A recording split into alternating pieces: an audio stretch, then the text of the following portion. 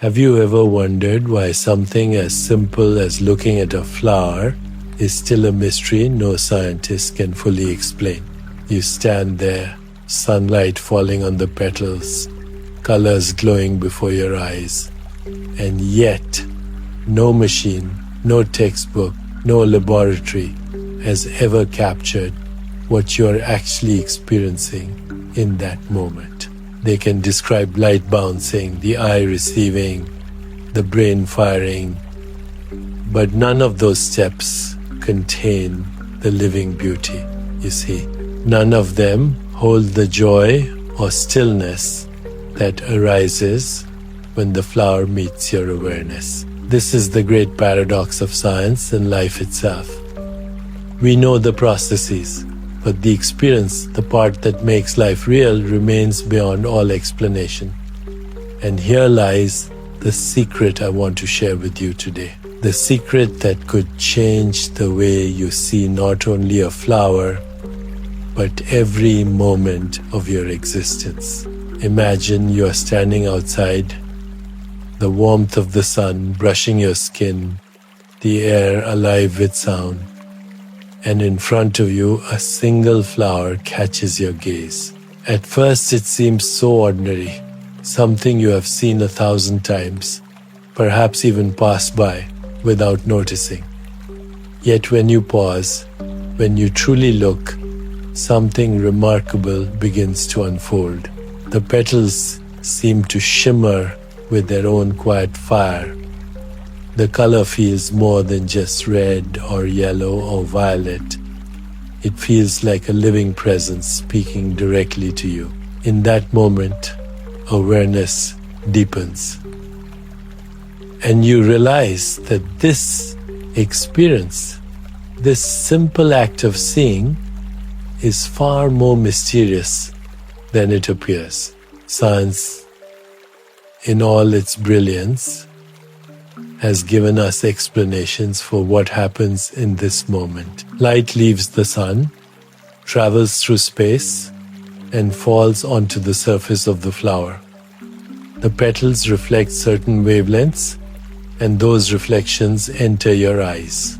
The cornea bends the light, the lens focuses it, and on the back of your eye, the retina begins to stir. Tiny receptors, rods and cones, awaken and turn photons into electrical signals. These signals race along the optic nerve, pass through the thalamus, and finally reach the back of the brain in the occipital cortex. From there, specialized neurons detect edges, shapes, and textures. The brain organizes the chaos of signals into what feels like a clear, coherent image. Then memory arrives, emotion joins in, and suddenly you know, this is a flower, this is beauty, this is joy. It sounds convincing, doesn't it? It feels almost complete. Yet something is missing, and this missing piece is the most important part. Nowhere in this story, nowhere in the chain of light and nerves and neurons is the actual experience you are having. Where in that process is the redness of the petals? Where is the quiet feeling that rises in your chest when beauty strikes you unexpectedly? Where is the sense of presence, the simple awareness of seeing? The truth is, it is not there. The brain is full of signals, yes, but signals are not experience. They are the map, not the territory. This is why even the most brilliant neuroscientists will admit science has not solved the problem of consciousness. We can describe the correlates of an experience, what parts of the brain light up when you feel joy, what circuits fire when you see a color, what chemicals flow when you taste sweetness, but the lived moment itself, the way it feels to be you right now, cannot be found in any of those descriptions. Philosophers call this the hard problem, But in reality, it is not just a problem. It is an invitation to turn your gaze inward, to ask, if the flower is not truly seen in the brain, then where is it seen? If beauty is not created by neurons, then where does it arise? Pause with me here. Let yourself imagine the petals again. See them in your mind's eye. Feel the sense of color blooming before you. Notice that this seeing is happening in consciousness itself. It is not trapped inside a skull. It is not bound by the mechanics of nerves. It is appearing directly in awareness. This awareness is borderless. It has no shape, no edge, no time. Everything you experience, sight, sound, taste, touch, thought, memory, appears here in this boundless field. The flower is here, the beauty is here, even the idea of science explaining or not explaining is here. When you understand this, something shifts. The world does not become less real, it becomes more real. Every color feels brighter, every sound feels more alive, every breath feels more intimate. You are not just a machine receiving signals, you are the infinite presence in which all signals appear and dissolve.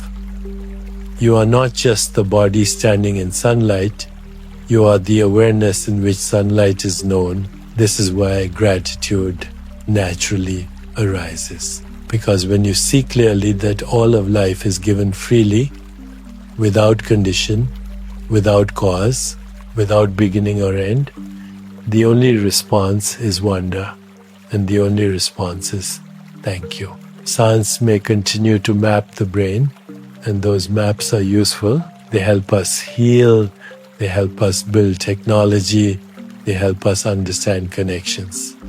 But do not mistake the map for the terrain. The true terrain is consciousness, and it is infinite. This means your own being is infinite. For you are not separate from this field of awareness. You are not inside it. You are it. This is the miracle hiding in plain sight, waiting for you every time you look at something simple, like a flower in sunlight. So I invite you, take a moment in your own life to play with this. The next time you see a flower or a leaf trembling in the breeze or the face of someone you love, pause. Notice the process. Yes, the light, the eyes, the brain, but then notice what none of that can touch. The direct experience, the aliveness of it all. Rest in that, even for a breath, even for a heartbeat. That is the doorway, that is the mystery, and that is you. Now let us go deeper, because the question is not only about a flower or a simple object of sight, it is about every experience you have ever known. Think of all the ways life touches you, the warmth of the sun on your skin, the sound of rain against the window, the taste of your favorite food, the embrace of a friend, the quiet ache of sadness, or the sudden burst of joy. Each one of these feels undeniable. You know it directly. You live it directly. Yet when science tries to explain it, something essential is always missing. Take the example of sound. Imagine you are listening to the gentle rustle of leaves or to music that stirs your heart. Science says waves of air vibrate.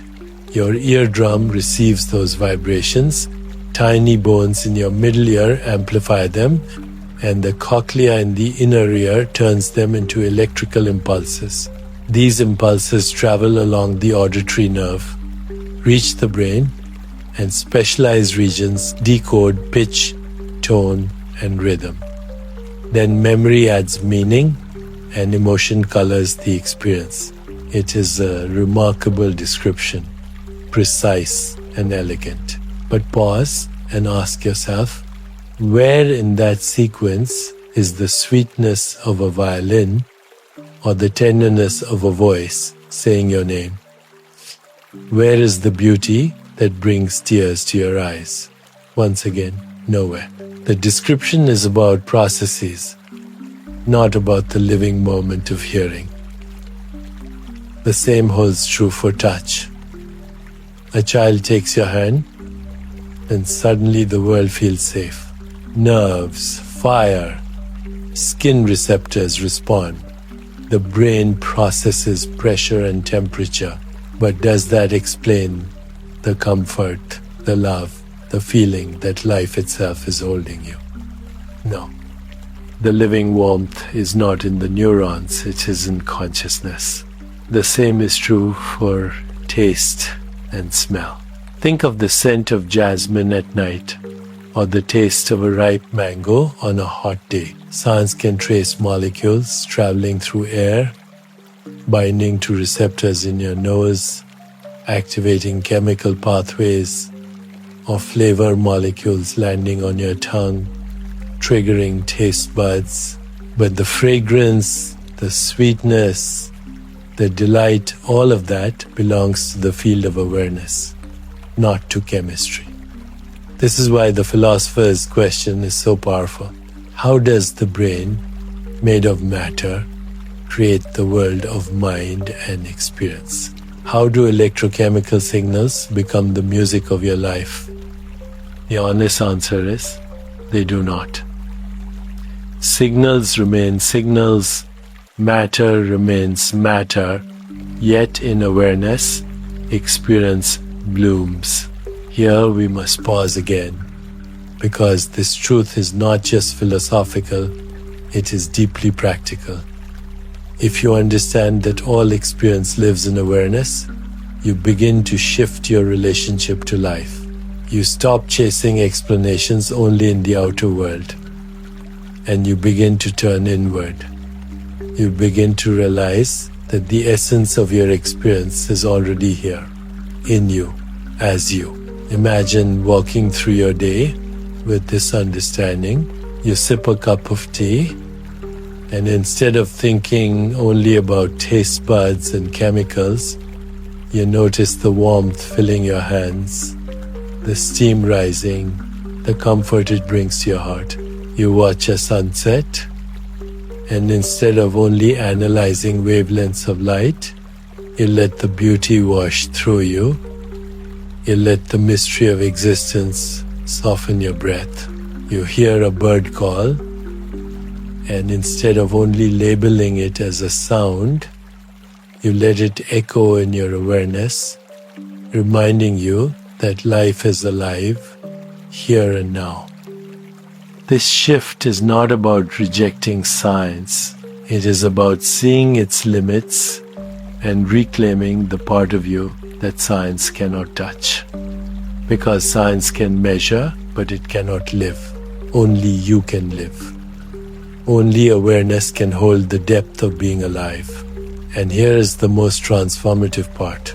When you rest in awareness, when you recognize that every experience arises and dissolves in this field that has no edges, no shape, no beginning, you find peace. Suddenly, the fear of death softens because you realize what you are is not bound by the body. The anxiety of the future lessens because you realize awareness is timeless. The regrets of the past lose their grip because you realize memory itself arises now in this same awareness. This is why great teachers have always pointed inward. They remind us, you are not what appears. You are the space in which it appears. You are not the passing thought. You are the light in which thought shines. You are not the fleeting emotion. You are the vastness that holds it without judgment. And when you know this, gratitude naturally flows, because suddenly life feels like a gift. Every breath, every sight, every sound is a miracle. So let us return to the flower one more time. You stand there, sunlight spilling across the petals, colors opening before your gaze. Science can trace the path of photons, nerves, and neurons.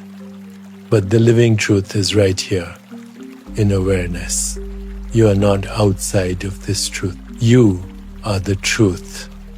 The flower is appearing in you. The seeing is happening in you. The joy is rising in you. And this you, this field of consciousness, is infinite. It is borderless, timeless, beyond birth and death. When you realize this, even for a moment, you understand why gratitude is not just a practice. It is the natural fragrance of being. And in that fragrance, life itself becomes meditation. Every step is sacred, every sound is holy, every sight is a blessing. And this is not because science has failed, but because consciousness has always been the real ground of being. Let us now turn to the question that every seeker eventually faces. The question that no textbook can answer. The question that goes to the very heart of life itself. If every sensation, every thought, every memory, every emotion, every sound and sight and taste arises in awareness, then what exactly is this awareness? Where does it come from? What is it made of? And why does it feel so close and yet so ungraspable? When you look for it, you cannot find it as an object. Try right now. Close your eyes for a moment and ask yourself, where is this awareness located? Is it behind your forehead? Is it in your chest? Is it floating somewhere outside of you? The truth is, it has no place. It is not inside and it is not outside. It is everywhere and nowhere. When you search for its shape, it has no shape. When you search for its color, it has no color. When you search for its beginning, there is no first moment. When you search for its ending, there is no last breath. This is why the mystics have always said, awareness is timeless, awareness is formless, awareness is infinite. And yet, though it cannot be grasped, it is the most intimate thing you know. You cannot step outside of it, you cannot live without it, because everything you have ever known has appeared only within it. Science, of course, has its own answer. Neuroscience speaks of neural correlates of consciousness. When you see a flower, certain areas of the brain light up. When you feel joy, other regions activate. When you dream, different patterns emerge. These are correlations, useful for understanding the body and healing disease, but they do not touch the essence of the matter. Because a correlation is not a cause, and it is not the experience itself. Think of it this way. A thermometer may rise when the sun shines, but the mercury is not the heat of the Sunday. A shadow may lengthen when the day grows old, but the shadow is not the evening. In the same way, brain activity may correlate with experience, but it is not the experience itself. The redness of the rose, the sound of the rain, the taste of salt, the warmth of love, all of these live in consciousness, not in electrical circuits. And so the so-called hard problem of science is really a gentle invitation. It is an opening, a doorway, a reminder that what you are is not the body and not the brain, but the awareness in which body and brain and world appear. This is not an idea, it is something you can test for yourself right now. As you hear these words, notice that the hearing is happening in awareness. As you feel the breath move in your chest, notice that sensation arises in awareness. As a thought drifts by, notice that it too is held in awareness. Everything comes and goes, yet awareness remains.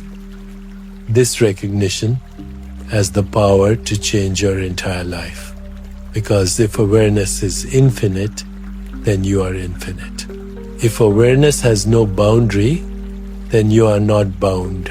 If awareness has no birth and no death, then your true nature is beyond birth and death. Suddenly fear begins to soften, because what can be taken away if you are already the space in which everything arises? Suddenly suffering begins to lighten, because pain and sorrow appear, but they do not define the awareness that knows them. Suddenly joy becomes more natural, because every experience is seen as a gift in the vast play of consciousness. Pause again and breathe into this truth. Feel the simplicity of it. You are not the thought that comes and goes. You are the awareness of the thought. You are not the emotion that rises and fades. You are the awareness of the emotion. You are not the image in the mirror. You are the awareness in which the image is known. Once you taste this, even for an instant, the world looks different.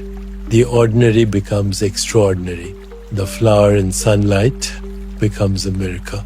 The sound of rain becomes music. The laughter of a child becomes a hymn. Even silence itself feels alive, because you realize silence too is an expression of awareness. This is why the sages speak of gratitude. Gratitude is not just a polite response. It is the natural fragrance of consciousness knowing itself. When you see that life is arising effortlessly, when you realize that every sensation and every thought is appearing in the boundless field of what you truly are, you cannot help but feel thankful. Thankful for the breath, thankful for the body, thankful for the joy, even thankful for the pain, because all of it is part of the dance of awareness. And here is the beautiful secret. Gratitude is not something you have to create. It is already here, waiting beneath the noise of thought, waiting beneath the rush of desire, waiting in the stillness of your own being. All you have to do is notice. All you have to do is rest.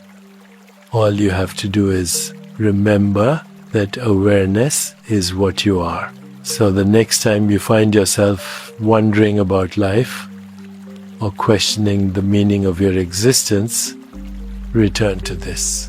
Do not only look for answers in books or theories. Close your eyes, take a breath, and feel the awareness that is already present. This is the ground of being. This is the source of experience. This is the mystery that cannot be explained, but can always be lived. And in living it, you discover freedom, you discover peace, you discover love. As we arrive at the final step of this journey, let us return to where we began, with the simple act of seeing a flower. What appeared to be an ordinary moment has revealed itself as a profound doorway. Science has mapped the light, the nerves, the brain, and the patterns, but it has not touched the essence. The essence is experience, and experience belongs to consciousness. Now, let us open this understanding into daily life, into every breath, into every choice, into the way we live. When you wake in the morning, before the day takes hold of you, there is a moment of stillness, a moment before thought has returned, before memory has reassembled, before identity has reappeared. in that instant what is present. Not a name, not a story, not a plan, only awareness itself, pure and unshaped. This is your original home, the ground of being. From here the senses awaken, the body stirs, thought begins to form. But if you can remain connected to that first awareness, even as life unfolds, you will move through the day with greater peace. Imagine carrying this awareness into your work. You sit at your desk, or you walk into a meeting, or you handle the tasks of your profession. Normally the mind is tight, restless, filled with judgment and pressure. But if you pause, if you remember that all of this appears in the space of consciousness, something shifts. You see the same events, but you see them from a wider place. Stress does not vanish, but it no longer overwhelms you. Fear does not disappear, but it loses its power to define you. The play of life continues, but you are rooted in the stillness beneath it.